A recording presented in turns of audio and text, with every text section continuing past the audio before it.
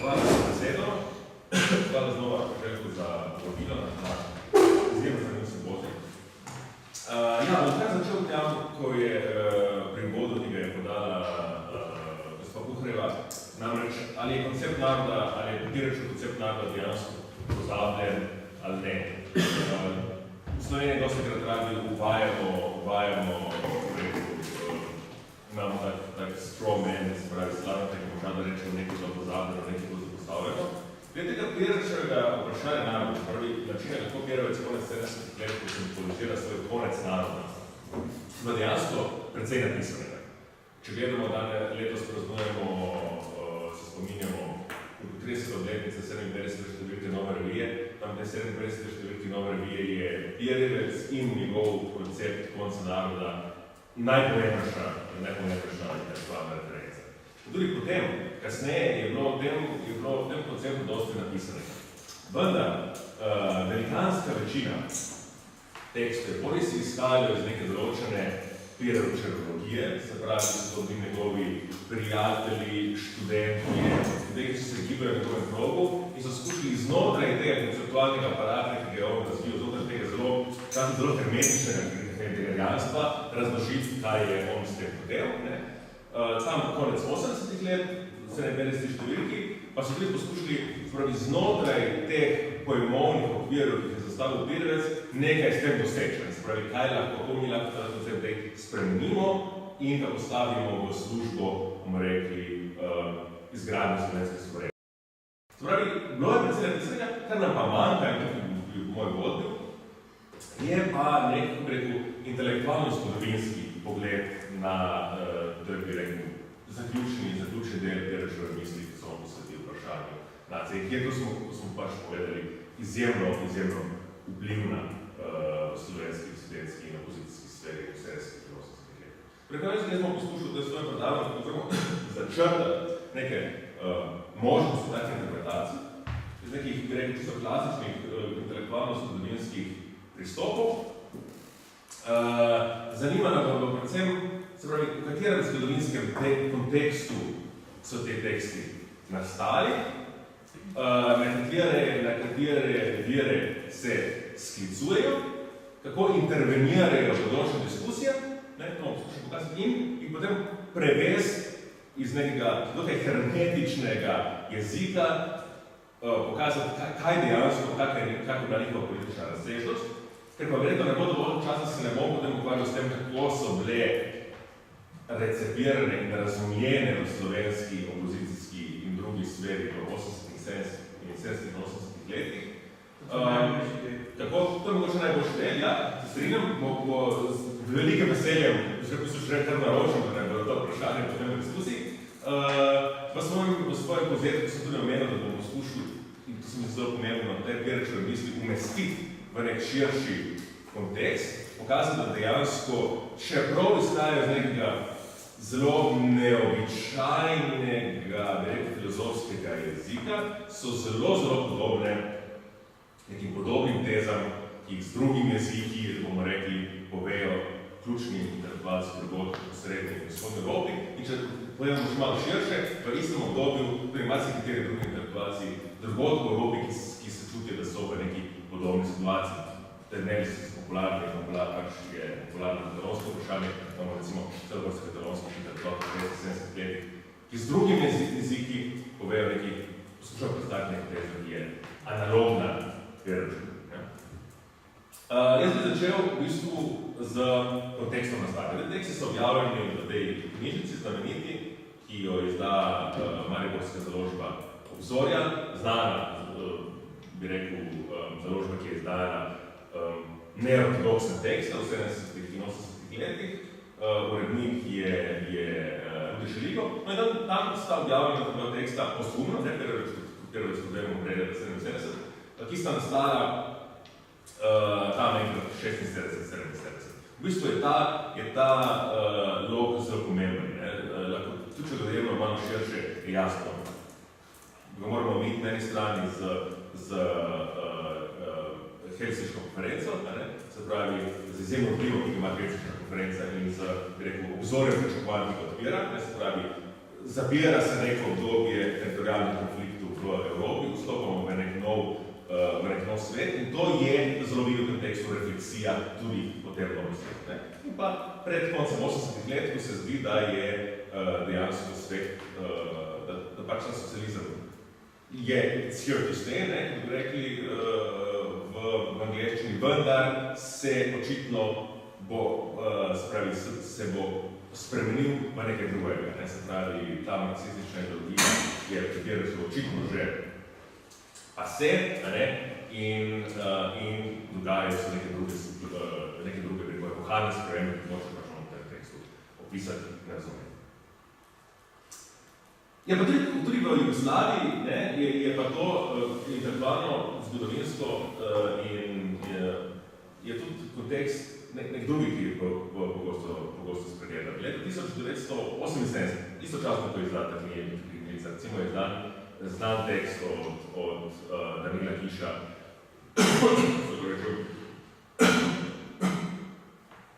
to že anatomija neke svobode,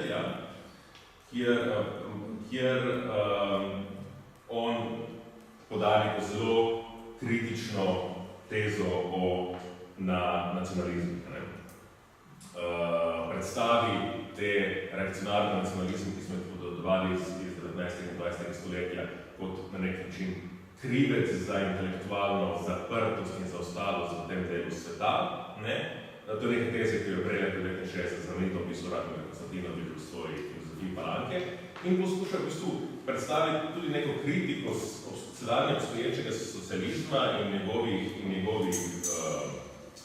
najslabših tez, skozi to, da socializem ni uspel preseči te, bi rekel, arhaične mentalitete, ki so najbolj kažene. In ne da bi omenil ta tip kritike, ki se zelo pogosto pojavlja predvsem v srbskih intelektualnih krogih konec 70-ih let in ki je v bistvu nek način intelektualna prezgodovina Beogradskega kroga, recimo, in to, kar potem nastane v 80-ih, 70-ih letih kritike Miloševića, dejansko Pervec začne z kritiko take pozicije. Se pravi, ne eksplicitno omenja nek tekst, Tagorjev tekst o nacionalizmu iz leta 1918, ampak kar štarte prav iz tega, se pravi, obstaja neka kritika nacionalizma, se pravi, neka kritika totalitarnih potencialnosti znotraj nacionalizma in reče, to je pravilna teza, je treba celoti take kritike, bi rekel, prav tako pravi, da se totalitarnih potencialnosti znotraj nacionalizma, samo pravi, ta analiza, ta kritika je prekratka. In tudi se potem začenja njegova širša analiza, zakaj tega koncepta, ki ga on razvije konca naroda, konca nacije, konca naroda, ki je tudi zelo, bi rekel, tesno vezana na njegovo siceršnjo interpretacijo svoje lastne revolucionarne preteklosti v tekstih, ki jih piše, predvsem v govorih, ki jih piše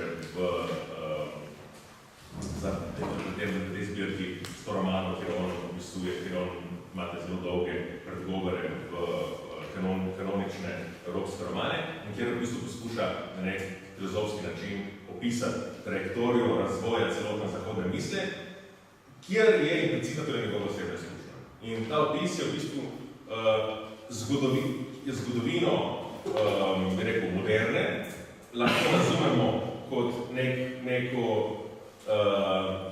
stopnjevanje subjektivitete, ki je inherentno totalitarna in, bi rekel, zelo preprosto rečeno, naloga sodobnega subjekta, da se potem od tega odmakne in da gre v neko skoraj budistično distanco, ker vsi te projekti so inherentno totalitarni. Zdaj, ta njegova teza je to povezana tudi z tem vprašanjem, kaj pomeni na njemu konec naroda, ki je bil pogosto malo narobe recimo, on se angažira zelo močno za lokalno slovensko intelektualno tradicijo. Študira tukaj Kardelja, Cvitra, marksistična teorija naroda in pravi, ja, nekaj so pravilno razumeli.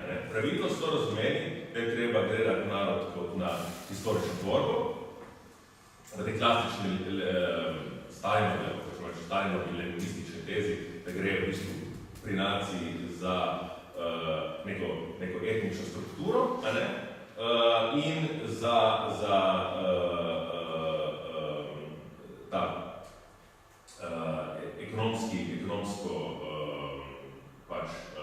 ekonomsko-zgodovinski moment in narod treba razumeti pač v kontekstu tega zgodovinskega razvoja kapitalizma. On se strinja s tem, samo pravi ta razčlenitev naroda na ta dva elementa je pravilen, samo nekaj izgubi. In on se potem pri tem naveže kot na svoj osrednji na to znamenito Renanovo tezo o tem, kaj je nacija, da govori za 1883. In pravi, Renan do tej svoji tezi daje v bistvu, da v končni fazi konkretni etnični elementi, konkretni etnične entitete niso tako pomembne. Ampak je narod v končni fazi želja po biti, se pravi volja po tem, da volja po obstoju, volja po biti, to je pravilna teza. Zaradi tega je narod predvsem manifestacija radikalne svobode novoveškega subjekta, ampak to za njega ni nujno nekaj dobrega, ampak to je ravno tisto, kar povzroča vse totalitarne ekstese 20. stoletja. In tukaj potem ustvarjati, to je pač, bomo rekli, filozofska baza, tudi postavljajo stvari in to njegova analiza trenutne situacije tam v polovici 70. let zanimiva. Nekaj, kar bi tukaj se mi tudi pomembno poudariti, je, da današnji, recimo, ko tudi v slovenskih historiografiji se že spet pojavlja, se na novo ponavlja neka, kako rekel, kritično, retorično vrednotanje nacionalnega zgodovinopisja prek modernističnih teorij naroda. Spet dostikrat zasledim neko uporabo določenih slavnih moščeš, dosedaj je slovensko zgodovinopisje in slovenski intelektualci nasploh so mislim, da je narod nekaj danega, naravnega, vedno od tukaj. Dejansko to ni res. Recimo, če beremo ta Pirnerišev tekst iz leta 76, on se izrazito sklicuje na najbolj sodobne teorije nacionalnosti tistega časa. Na Hansa Kohna, na Karla Deutscha, na Hanna Vogt, na teorije, ki jih ima Hannah Arendt v izbori totalitarizma. Se pravi, on absolutno vso to literaturo o tem, kako se nacionalni informaciji obvlada in kar iz nje izvleče, je, ja, moramo razumeti, da obstajajo neke stvari, kot so konkretne nacionalne znaki, identitete, jeziki in tako dalje. To je vse pomembno in ima neko svojo vlogo, ampak resnično to, kar je narod, je ta volja po biti. In njegova teza v koncu nacije je, da vse to se je dan današnji izteklo v neki historični moment, ko smo to, kar je bilo prej pozabljeno, se pravi, da je narod predvsem volja, je zdaj naplanen in je nam dostopno kot sistem oblasti. Tudi so njegove analize zelo zanimive. Ker na nek način bi lahko rekli, v teh svojih tezah predstavi že neko vizijo evropske integracije. Se pravi, tako pravi. Dosedanji tip zgodovine se bliža svojemu koncu. Začenja se nova zgodovina. da bi zgodovina sploh še lahko bila, da bi se sploh lahko se še kaj dogajalo, ki naredili še do splošnega uničenja, se dogaja samo še teoretičen spopad, industrijska vojna. A to je vojna zaprta planetarnem bojišču znanosti, tehnologije in upravljanja. Na tem bojišču se bojujejo civilizacije kot znanost, tehnologija in upravljanje. Uresničena moč, torej ni več uničevalska moč. Uničena lahko prinese samo atomska vojna, ki bi bila le ponovitev stare zgodovine, se pravi, tiste velike vnaške slavne zgodovinske akcije, kakor še ne utelešil ravno narod, kot prehitlost nihilistične resnice subjektov moči in akcije.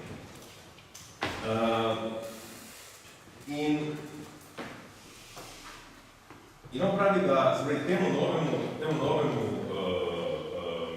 sistemu upravljanja on uporabi pojem, ki je takrat zelo popularen med slovenskimi heideggerjanci, in s katerimi nekako poskušajo razumeti to neko novo posideološko stvarnost, in on temu pravi kibernetika. In način, kako on opisuje to kibernetiko, je, kako bi rekel, razume kot urejanje pluralnih interesov, kot decentralizacijo, kot nek način, v katerem se lahko brez, v posideološkem svetu upravljajo interesi. Njegova teza tukaj je, da ravno zato, ker je najmočnejši svetovni faktor takšnega posideološkega sistema Amerika, bo Evropa tudi nujno mogla iti v tak tip integracije, kjer bo v bistvu bomo prišli v neko postnacionalno dobo, v kateri pa kaj, tukaj se mi zdi pomembna teza, v kateri seveda narodi ne bodo odmrli, zato bodo prišli v neko novo,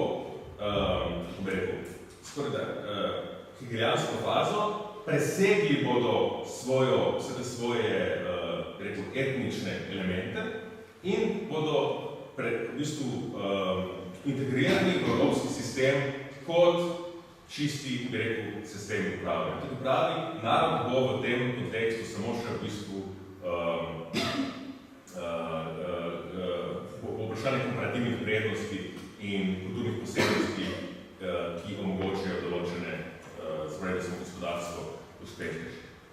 Nekaj se mi zdi, poskušal zaključiti tukaj, sem videl, da sem sploh zgolj opisati njegove teze, ostane za diskusijo.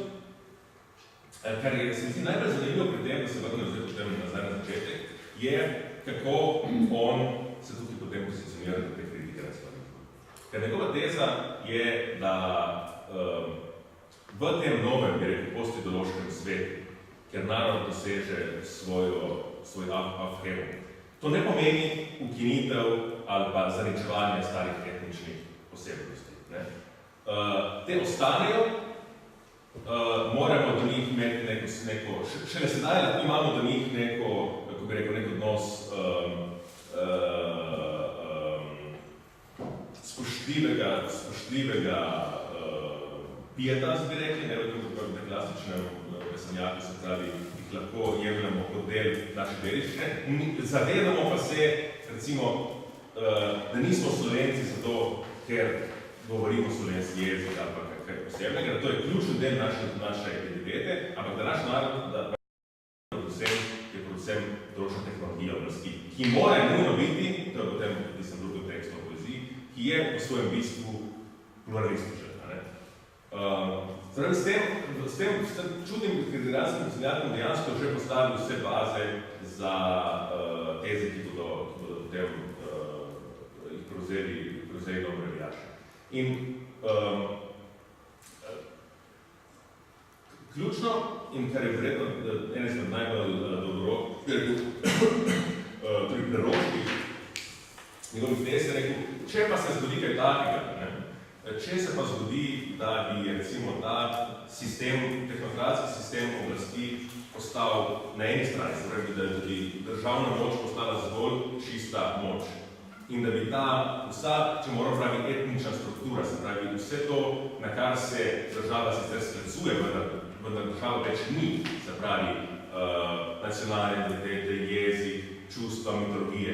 Če bi to bilo enkrat zoperstavljeno, eno proti drugemu, se pravi, v tem primeru bi pa se lahko zgodilo, da bi ta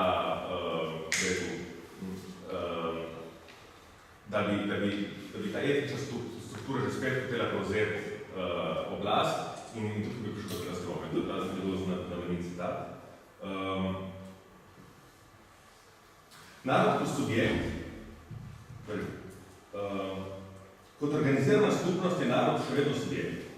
V tem subjektu ni več ničesar temnega, nedvoumnega in elementarnega. Tako da njegove akcije ni več skotološko zasnovano mesijanstvo, ki je dokončno in enkrat vsega odreči človeka. Narod in morda celo sočloveštvo. To je se pravi ta njegova vizija, nove bi rekel, postideološke nacije. Narod kot subjekt je nosilec tehnološke revolucije in čuvar komparativnih prednosti. Sleherno ponovno vključevanje narodnega in etničnega, iracionalnega in nedoumnega dogajanja subjekta je racionalizacija subjekta, ki se prepriči spremenil v iracionalno in nerazumno, obesnelo in izključujočo eskatološko in mesijansko akcijo. Ni grozljivejše perspektive, kakor so vso moderno znanosti oboroženi subjekt v človeka in v svetu došujočem pohodu prek planeta.